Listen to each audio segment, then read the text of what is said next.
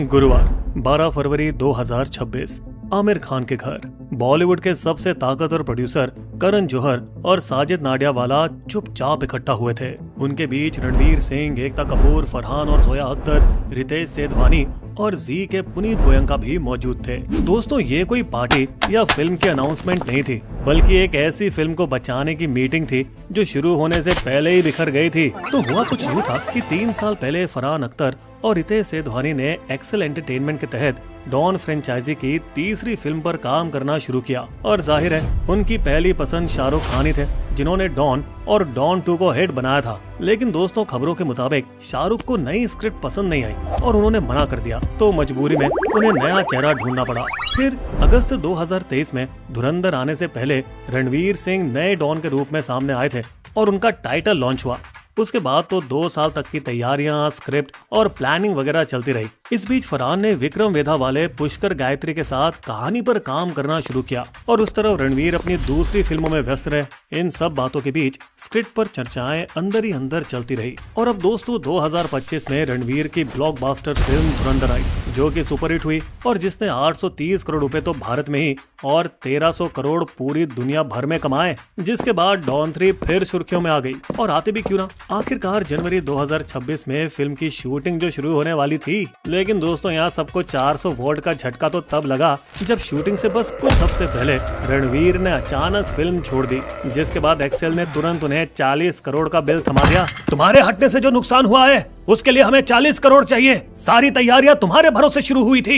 ये गलत भी नहीं था दोस्तों, क्योंकि लोकेशन, शेड्यूलिंग, इन सब पर काफी पैसा बह चुका था। लेकिन अब बात यहीं पर ही नहीं रुकी। एक्सेल वाले बिरला स्टूडियो तक भी पहुंच गए, जो कि रणवीर की फिल्म प्रलय को फंड कर रहे हैं और कथित तौर पे उन्होंने कहा, देखिए जब तक ये मामला सुधर नहीं जाता आप इस पिक्चर की फंडिंग और शूटिंग को रोक दीजिए। मतलब एक तरफ 40 करोड़ की भारी भरकम मांग, ऊपर से दूसरे प्रोड्यूसर्स के साथ उनकी फिल्म को रोकने की कोशिशें और प्रोड्यूसर गिल्ड का दबाव। ऐसा लग रहा था कि जैसे रणवीर का एक फिल्म से बाहर निकलना उनके पूरे करियर की लाइनअप पर भारी पड़ सकता है।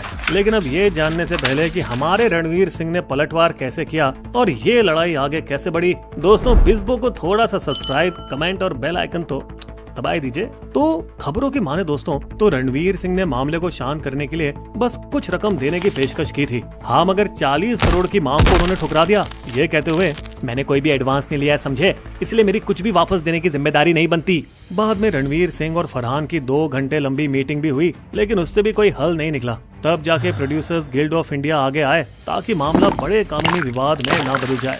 दोस्तों, सबसे पहले साजिद नाडियावाला समेत सीनियर प्रोड्यूसर्स के साथ बंद कमरे में बैठक हुई ताकि मामला ठीक से समझा जा सके। फिर 7 फरवरी को मुंबई के ताज लैंड्स एंड में एक और लंबी बैठक हुई, जिसमें आमिर खान, सिद्धार्थ राय कपूर, रमेश और कुमार तिरानी समेत कई बड़े नाम मौजूद थे। जिस मीटिंग में रणवीर ईमेल और व्हाट्सएप चैट से भरा पूरा कच्चा चिट्ठा लेकर पहुंचे और फिर शुरू हुई शब्दों की जंग। सालों तक काम करने के बाद भी इनकी पूरी स्क्रिप्ट तैयार नहीं थी। अख्तर तो फीडबैक भी नहीं लेते और बाकी कामों जैसे एक्टिंग में व्यस्त रहते हैं। दोस्तों, रणवीर ने यह भी आरोप लगाया कि एक्सेल का तो किसी और स्टार, शायद ऋतिक रोशन को लेने की भी तैयारी थी और उन्हें तो सिर्फ धुरंधर की सफलता के बाद ही दोबारा संपर्क किया गया, जो कि दोस्तों संभव भी लगता है, क्योंकि हाल ही में सितारों की बढ़ती डिमांड, जैसे कई वैनिटी वैन और पर्सनल स्टाफ का खर्चा प्रोड्यूसर्स के लिए सिर दर्द बन जाता है। बता दें, इंडस्ट्री में प्रोड्यूसर्स के बीच काफी बेचैनी बढ़ चुकी है, जिसकी चर्चा हम अपने एंड ऑफ बॉलीवुड स्टोरी में पहले ही कर चुके हैं। दोस्तों, ये भी हो सकता है कि शायद एक्सेल को लगा हो कि रणवीर काफी महंगे साबित होंगे, शायद इसीलिए उन्होंने दूसरी तरफ नजर डालनी शुरू कर दी। लेकिन फिर धुरंधर की सफलता के बाद उन्होंने उसकी रफ्तार का फायदा उठाने की सोची।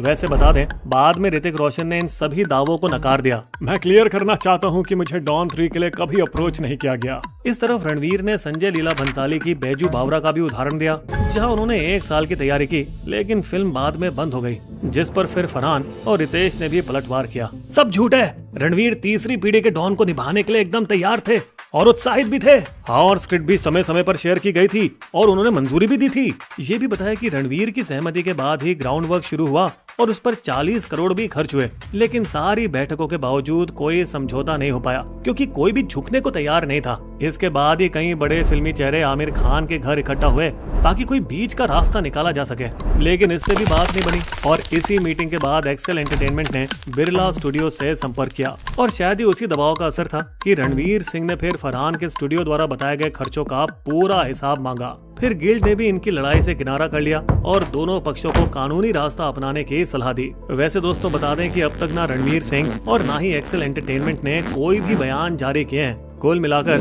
अब इस कानूनी उलझन को देखते हुए अब ये देखना दिलचस्प होगा कि ये मामला आगे कैसे करवट लेता है, क्योंकि दोस्तों प्रोड्यूसर सिर्फ तभी हर्जाना मांग सकते हैं जब कॉन्ट्रैक्ट तोड़ना साबित हो और असली नुकसान भी दिखाया जा सके। खैर दोस्तों, ये पूरा मामला दिखाता है कि कैसे स्टार के कॉन्ट्रैक्ट में फिल्म बीच में छोड़ने का क्लॉज, तय जुर्माना, एक्सक्लूसिविटी और नोटिस पीरियड कितने जरूरी पॉइंटर्स हो गए हैं। क्योंकि पहले बॉलीवुड कागजी शर्तों पर कम और रिश्तों और भरोसे पर ज्यादा चलता था, लेकिन हालिया विवादों ने तस्वीर पूरी बदल दी है। जैसे अक्षय खन्ना और दृश्यम 3 के मेकर्स के बीच चल रहा मामला, जहां धुरंधर की सफलता के बाद अक्षय ने अपनी तय फीस से 3 गुना यानी 21 करोड़ रुपए की मांग कर दी और साथ ही विग पहनने की शर्त भी रख दी, जो कि फिल्म की कहानी के हिसाब से मुमकिन नहीं था, क्योंकि फिल्म की टाइमलाइन वहीं से शुरू होनी थी जहां दृश्यम 2 खत्म हुई थी। और आखिर में फिल्म की शूटिंग से सिर्फ 10 दिन पहले अक्षय ने मेकर्स से बात करना ही बंद कर दिया, जबकि वो एग्रीमेंट साइन कर चुके थे दोस्तों, स्क्रिप्ट मंजूर कर चुके थे और एडवांस भी ले चुके थे। जिसके बाद प्रोडक्शन हाउस पैनोरामा स्टूडियोज ने उन्हें लीगल नोटिस भेजा, ये कहते हुए कि शूटिंग शेड्यूल और तैयार सेट्स का नुकसान हुआ है। अब कुछ महीने पहले का ये मामला देख लीजिए,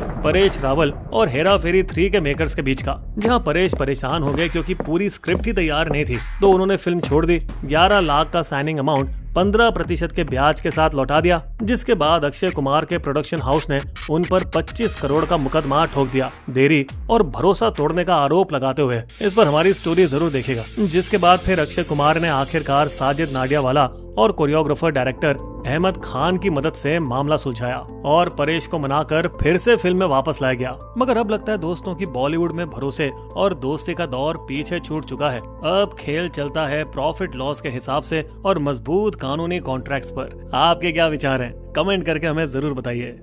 बिस्बो की शायरी।